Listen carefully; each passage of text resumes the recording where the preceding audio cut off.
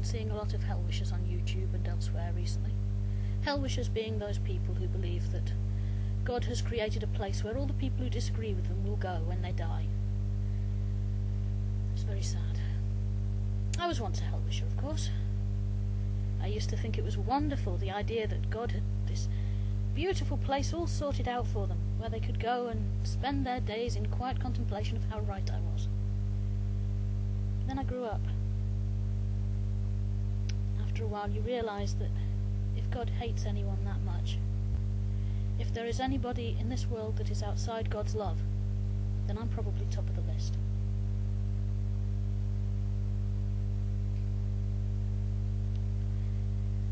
Now I have a challenge for all you hell-wishers who are still out there. All you people who go around spouting nonsense like God isn't a universalist, the same God who created the universe. Make a list of everyone you hate enough to want to condemn them to hell. Make as long a list as you like. List everybody that you hate enough to condemn to a lifetime and then an eternity without God. Forever. You must really hate them. You must hate them almost beyond human capacity for hating. In fact, I'm not sure that any human has that capacity for hatred.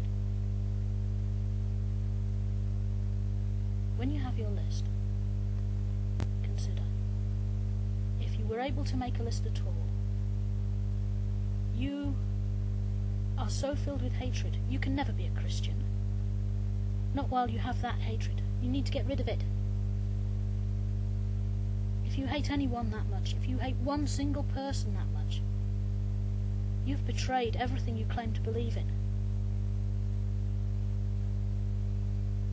And if God hates any one of us that much, who will he hate most? Those universalists who go around preaching that God is love?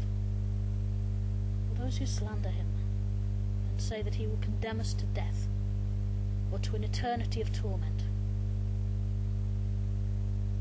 If there's a place in hell for anyone, it's going to be for those, isn't it? But there isn't. There is no hell. We make our own hell.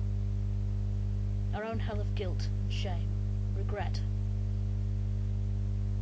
And it can be horrible, but thank God it's not eternal.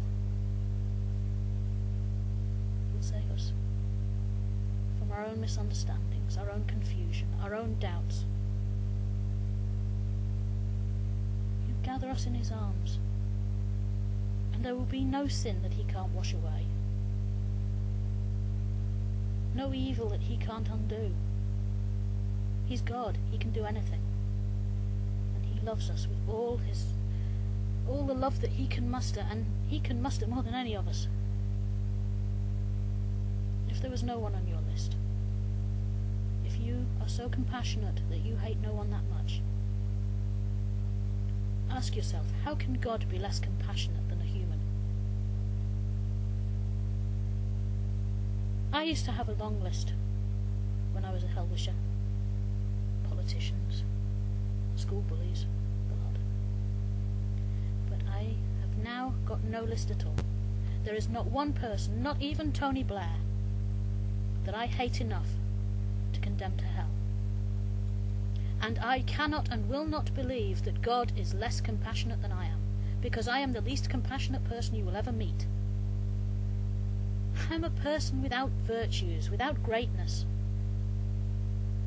My natural inclination is to get even when I'm angry. I'm a Celt through and through, and it burns like fire when I'm angry. It takes real effort not to be a vicious, vengeful beast. And if all that is true, and I still cannot think of one person that I would treat like that, then to say that God has a hell for any of us, to say that it is possible for any of us to be damned, is to say that God is inferior to me. And if any of you want to say that, go ahead. But we call it blasphemy.